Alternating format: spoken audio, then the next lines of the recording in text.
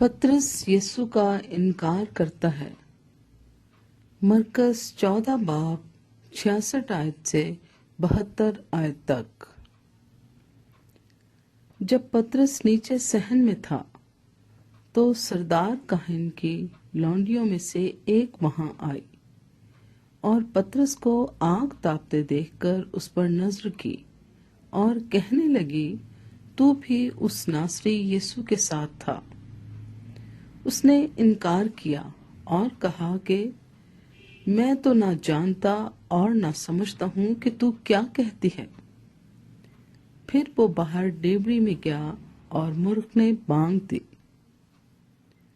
وہ لونڈی سے دیکھ کر ان سے جو پاس کھڑے تھے پھر کہنے لگی، یہ ان میں سے ہے۔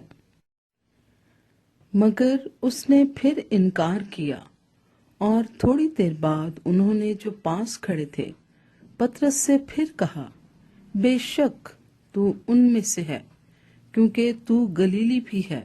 مگر وہ لعنت کرنے اور قسم کھانے لگا کہ میں اس آدمی کو جس کا تم ذکر کرتے ہو نہیں جانتا۔